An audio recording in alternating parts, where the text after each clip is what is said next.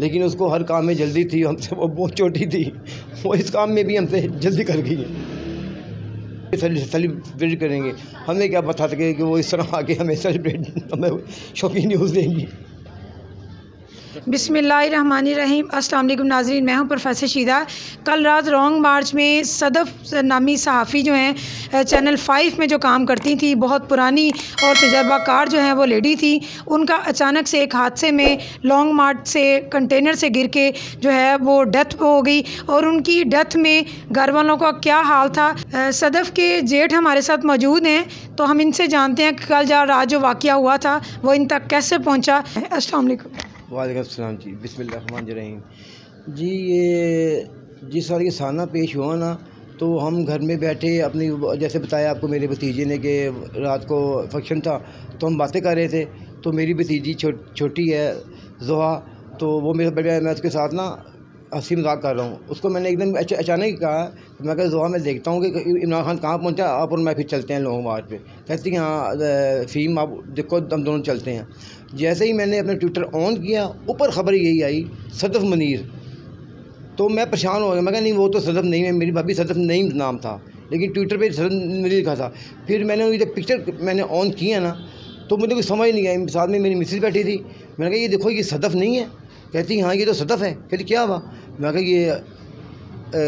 کیا کہتے ہیں حادثے میں ہلاک ہو گئی ہیں۔ مجھے مسز کہتی ہیں رونا شروع کر کے تھی، نہیں آپ نا میرے ساتھ مذاق کرتے ہیں، آپ کی عادت ہے نا مذاق کرنے کی، آپ جب بھی آپ کبھی بھی سیریس نہیں ہوتے۔ میں کہ نہیں میں جھوٹ نہیں بول رہا، میں صحیح کہہ رہا ہوں، یہ خبر چل رہی ہے۔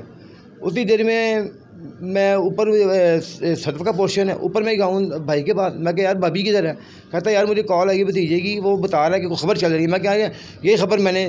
سنی ہے۔ اس کے بعد ہم گئے ہیں ٹین آف کی آفس، انہوں نے تصدیق کر دی خبر کی، مطلب ہمیں بھی سوشل میڈیا سے ہی پتہ چلا۔ پھر ہم ان کے چینل 5 کے ساتھ ہی ان کے جو ٹیم تھی ان کے ساتھ ہم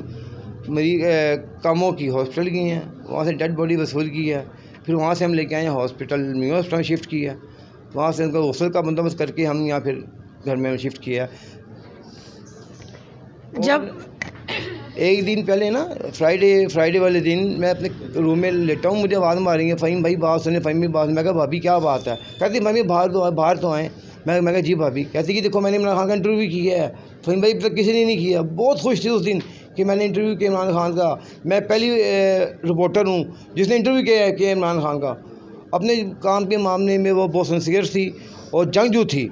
اور ہمیں جس طرح ان کی میت کو دیا گیا ہے وہ ایسے ہی ہے جیسے ایک شہید فوجی کی میت کو دیا جاتا ہے، تو اس میں کوئی شک نہیں ہے، وہ شہید ہے، اس نے یہ لانگ مارچ کی شہادت پیش کی ہے، اس کا خون جائے گا نہیں جائے گا۔ جی ناظرین، جس طرح رات کو ہم لوگوں نے نیوز پہ جب ان کی نیوز سنی تو ہم لوگ اتنا شاکڈ ہوئے، تو ان کے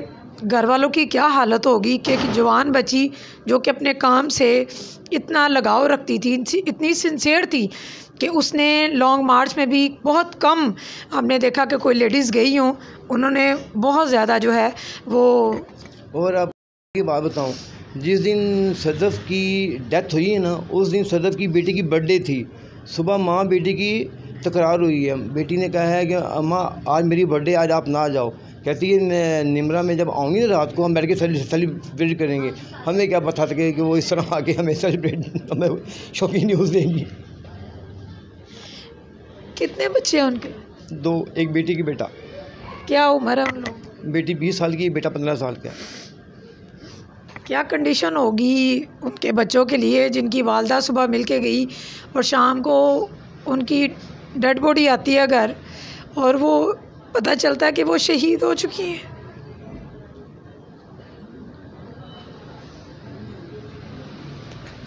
جو شہید ہوتا ہے وہ کبھی بھی نہیں مرتا، شہید تو ہمیشہ زندہ رہتا ہے، دلوں میں زندہ رہتا ہے، بس اب ان کے لیے دعا ہے کہ اللہ پاک ان کے لیے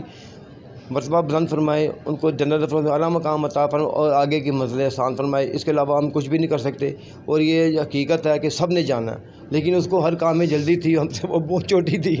وہ اس کام میں بھی ہم سے جلدی کر گئی ہے۔